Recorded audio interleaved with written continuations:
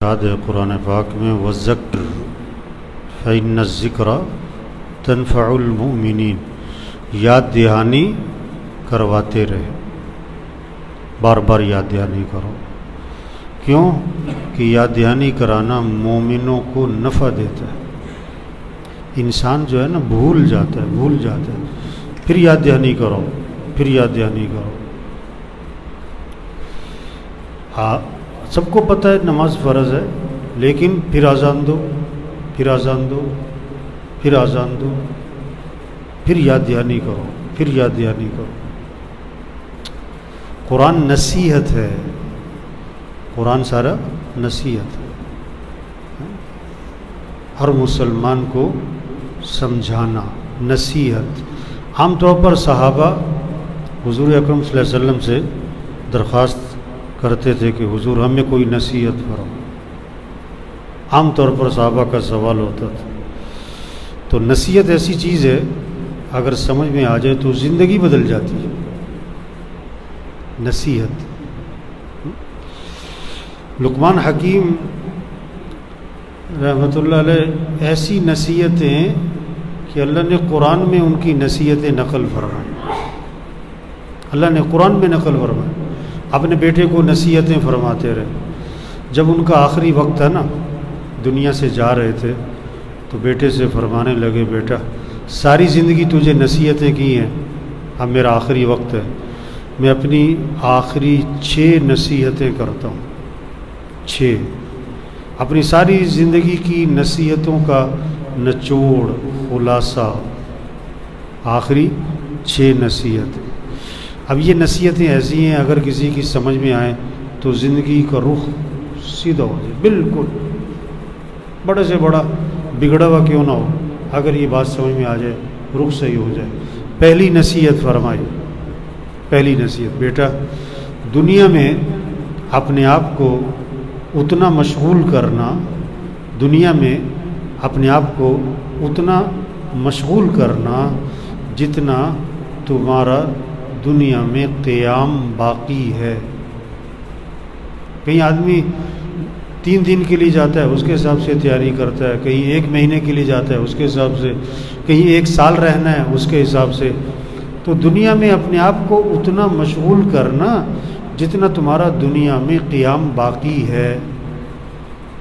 اب ایک سوال کرو، 100 آدمی ہے، تمہاری کتنی عمر ہو گئی، کتنی عمر ہو گئی؟ تو 100 جواب، 20 سال، 25 سال، 35 سال، 45، 55 سال، 75 سال، 80 سال، 90 سال۔ آپ دوسرا سوال کرو، تمہاری کتنی زندگی باقی ہے؟ تو 1 جواب، پتہ نہیں، 1 منٹ کا پتہ نہیں۔ تو جب 1 منٹ کا پتہ نہیں تو پھر اپنے آپ کو کتنا پھنسانا ہے دنیا میں، کتنا اپنے آپ کو مشغول کرنا ہے۔ دوسری نصیحت کہ بیٹا آخرت میں جتنا تمہیں قیام کرنا ہے، آخرت میں جتنا قیام کرنا ہے اتنی آخرت کی تیاری کر لینا۔ جتنا آخرت میں قیام کرنا ہے اتنی آخرت کی۔ اب آخرت میں کتنا رہنا ہے جا کے؟ کوئی 100 سال، کوئی 1000 سال، کہ نہیں ہمیشہ ہمیشہ، کبھی ختم ہی نہیں ہونی چاہیے، کبھی نہیں ختم ہونی۔ تو جب ہمیشہ رہنا ہے تو اس کی تیاری کتنی کرنی چاہیے؟ کیسی عجیب بات ہے، جس دنیا کے بارے میں اپنی زبان سے کہہ رہے ہیں 1 منٹ کا پتہ نہیں، کتنا لمبا چوڑا پروگرام بناتے ہیں، 1 پلاٹ لے لو، دوسرا پلاٹ لے لو، یہ کاروبار کر لو، یہ بھی فیکٹری لگا لو، کپڑے بھی لے لو، جوتے بھی لے لو، گندم بھی لے لو، فلاں چیز بھی لے لو، کتنا زور لگا رہے ہیں۔ اور جس آخرت کے بارے میں اپنی زبان سے کہہ رہے ہیں ہمیشہ رہنا ہے، اس کے بارے میں کیا کہتے ہیں؟ عام طور پر دیکھی جائے گی، نہیں تیاری کرو اس میں۔ تیسری نصیحت، بیٹا جتنا تم اللہ کے محتاج ہو نا، ہم سب محتاج ہیں، ہم کھانے کے محتاج، ہم پانی کے محتاج، ہم ہوا کے محتاج، ہم کپڑوں کے محتاج، ہم جوتوں کے محتاج۔ اب خدا نخواستہ بندہ باہر نکلے جوتا نہیں ہے اب کتنا مسئلہ بن گیا بندے. ہم محتاج ہیں، ہم سوئی کے محتاج، ہم دھاگے کے محتاج، ہم نمک کے محتاج. گھر میں نمک نہ ہو ہم محتاج ہیں. تو ہم سب سے زیادہ کس کے محتاج ہیں؟ اللہ کے.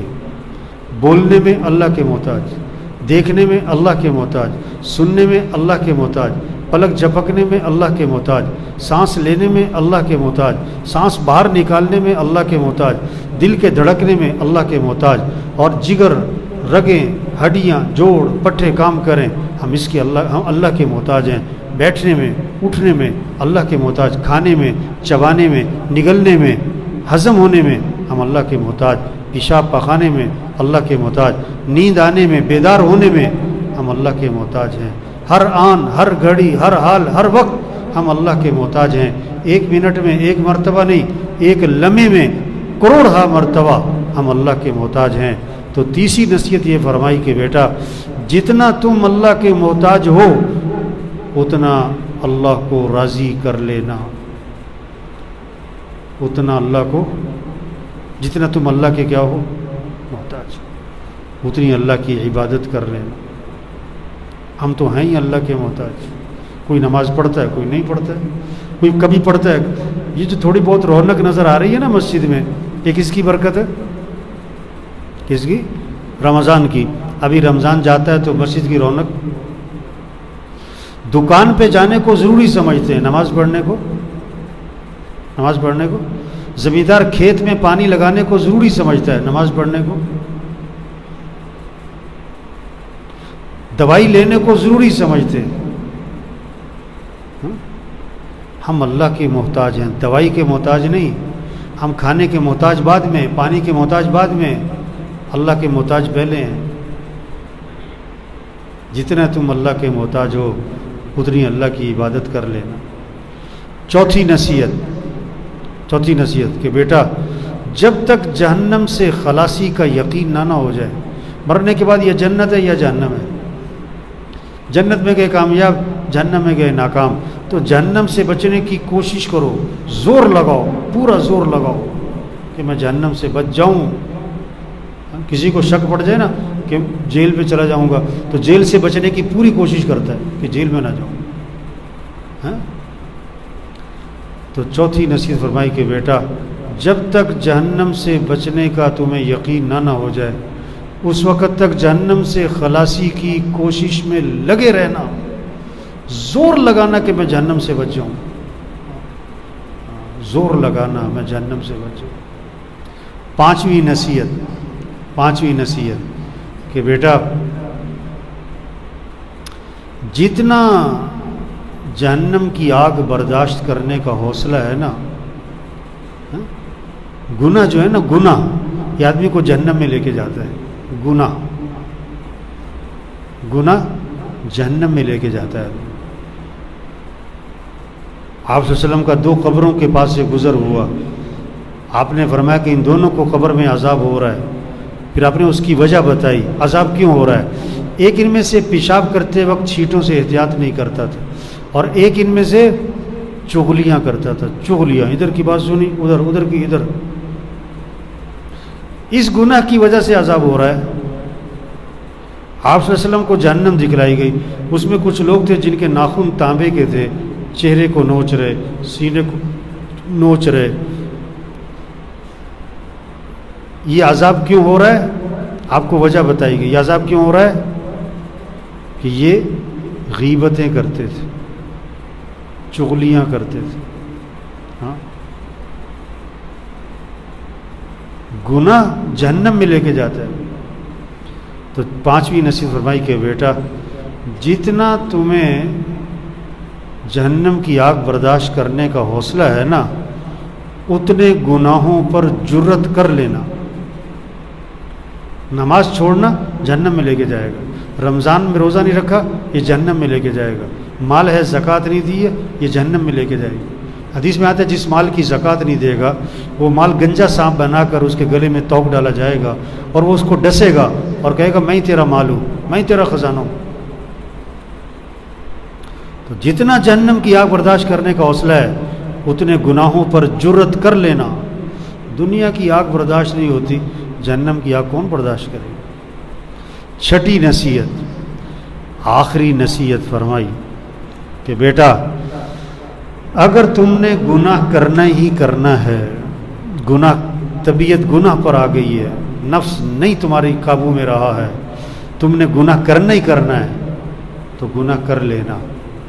لیکن گناہ کرنے کے لیے کوئی ایسی جگہ تلاش کرنا. آدمی نے غلط کام کرنا ہو نا تو چھپ کے کرتا ہے. بچہ بھی دیکھ رہا ہو غلط کام نہیں کرتا. موٹر وے پہ 120 کی سپیڈ ہے، اگر کوئی 160-70 پہ جا رہا ہے، جہاں اسے اندازہ ہوتا ہے کہ آگے کیمرہ ہے فوراً 120 پہ آتا ہے، کیمرہ لگا ہے، چاہے کیمرہ خراب ہی کیوں نہ ہو. کھیتوں میں 2 لکڑیاں کھڑی کر کے کرتا پہنا دیتے تاکہ جانور کو لگے کہ کوئی بیٹھا ہے. ایک جگہ میں گیا تو وہاں لکھا ہوا تھا کیمرے کی آنکھ آپ کو دیکھ رہی ہے.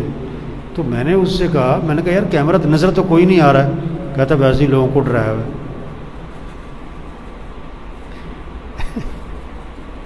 ایک دفتر میں اس نے کیمرے لگوائے 4-5 لاکھ روپے کے. میں نے اس سے کہا اللہ کے بندے اتنا پیسہ خرچ کیا کیمروں پر. کہتا 1 مہینے میں خرچہ پورا ہو گیا. وہ کیسے؟ کہتا پورے دفتر میں جو ہیر پھیر تھی، جو 2 نمبری تھی، کیمرے کے ڈر سے سب ٹھیک ہو گئے. تو 6ٹھی نصیحت فرمائی کہ بیٹا جب کوئی گناہ کرنا ہے تو ایسی کوئی جگہ تلاش کر لینا جہاں اللہ اور اس کے فرشتے تمہیں نہ دیکھ رہے. جہاں اللہ اور اس کے فرشتے تمہیں نہ دیکھ، ایسی کوئی جگہ تلاش. ایسی کون سی جگہ ہے؟ استاد نے شاگردوں کو ایک چوزا دیا، ایک چھری دی کہ وہاں ذبح کر کے لاؤ جہاں کوئی نہ دیکھ رہا ہو. کوئی 2 منٹ بعد ذبح کر لایا، کوئی 6 منٹ، کوئی 10 منٹ. ایک شاگرد دیر سے آیا، ذبح بھی کر کے نہ لایا. استاد نے کہا تم آئے بھی دیر سے، ذبح بھی نہیں کر کے لائے. انہوں نے کہا آپ نے شرط لگائی وہاں ذبح کر کے لاؤ جہاں کوئی نہ دیکھ رہا ہو. میں جگہ جگہ گیا، جہاں جاؤں اللہ دیکھ رہا ہے، جہاں جاؤں اللہ دیکھ رہا ہے، تو میں کیسے ذبح کر کے لاتا؟ استاد نے کہا یہ سب فیل ہو گئے، تم پاس ہو گئے. تو اللہ دیکھ رہا ہے. یہ 6 نصیحتیں فرمائیں لقمان حکیم نے اپنے بیٹے کو اپنے آخری وقت میں، اور یہ اپنی ساری زندگی کا خلاصہ نکالا. اور یہ وہ نصیحتیں اگر سمجھ میں آ جائیں تو زندگی بدل جائے. حضور اکرم صلی اللہ علیہ وسلم آخری نبی ہیں بھائی، قیامت تک کوئی نبی نہیں ہے. یہ باتیں لوگوں کو سمجھاؤ. یہ ہمارے معاشرے سے برائی کیسے ختم ہوگی؟ ڈنڈے سے؟ کبھی بھی نہیں. محکمے بنانے سے؟ کبھی بھی نہیں. کیمرے لگانے سے؟ کبھی بھی نہیں. معاشرے سے برائی کیسے ختم ہوگی؟ سمجھاؤ، ذہن بناؤ، ذہن بناؤ. انبیاء علیہ السلام سمجھاتے تھے، اللہ بھی قرآن میں سمجھاتے ہیں. اللہ نے موسیٰ علیہ السلام سے کیا فرمایا؟ فرعون کے پاس جاؤ اور جا کر اسے سمجھاؤ. سمجھاؤ، ڈنڈا نہیں مارو سر پہ، جا کے فرعون کو سمجھاؤ. تو بھائی دیکھو ہمارے ذمے ہمارا معاشرہ بگڑ گیا ہے. جھوٹ، دھوکہ، ظلم، خیانت، برائی، یہ کیسے ختم ہوگی؟ محنت کریں، ہم یہ سمجھائیں. تبلیغ میں یہ محنت ہو رہی ہے. ہر مسلمان، آپ جتنے بیٹھے ہوئے ہیں نا، ہر ایک کا روزانہ کتنے لوگوں سے واسطہ ہے. ہر ایک کو یہ بات سمجھاؤ، ہر ایک کو یہ بات سمجھاؤ. اللہ سب کو عمل کی توفیق نصیب فرمائے.